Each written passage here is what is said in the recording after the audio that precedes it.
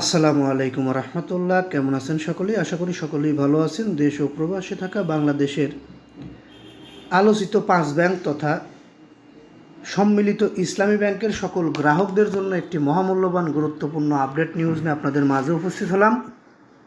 এখনকার নিউজটি আপনাদের জন্য খুবই গুরুত্বপূর্ণ হতে চলেছে, কারণ বাংলাদেশ সরকারের অর্থ মন্ত্রণালয়ের দায়িত্বপ্রাপ্ত অর্থমন্ত্রী আমির খসরু মাহমুদ চৌধুরী সংসদে দাঁড়িয়ে বলেছে, একীভূত 5 ব্যাংকের আমানতকারীদের আমানতের টাকা অলরেডি 2 লক্ষ টাকা করে ফেরত দেওয়া হয়েছে, আর বাদবাকি টাকা ধাপে ধাপে সবাইকে ফেরত দেওয়া হবে।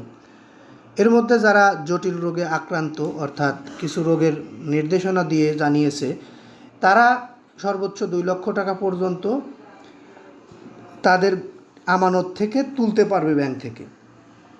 এখন বিষয়টি হচ্ছে, আপনারা যারা আমাদের গ্রাহক রয়েছেন, ভিউয়ার্স রয়েছেন, তারা অনেকেই জানতে চেয়েছেন হেয়ার কাট সম্পর্কে।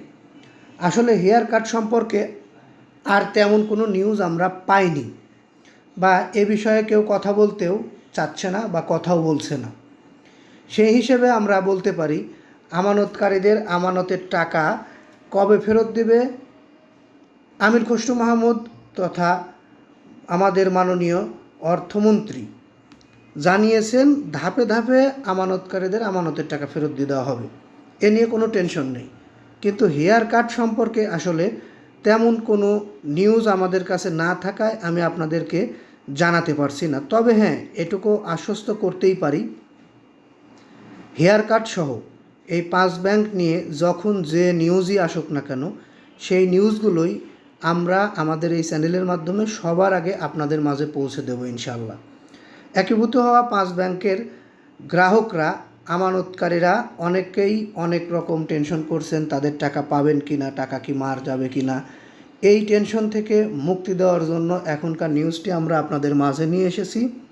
আপনারা অলরেডি 2 লক্ষ টাকা করে পেয়েছেন, এবং যারা জটিল রোগে আক্রান্ত তারাও 2 লক্ষ টাকা করে তুলতে পারবেন। তবে যারা নর্মাল গ্রাহক রয়েছেন, আমানত রয়েছে এই সকল ব্যাংকে, তাদের টাকা ধাপে ধাপে ফেরত দেওয়া হবে বলেও সিদ্ধান্ত হয়েছে সংসদে। এটিও আপনারা দ্রুতই পেয়ে যাবেন।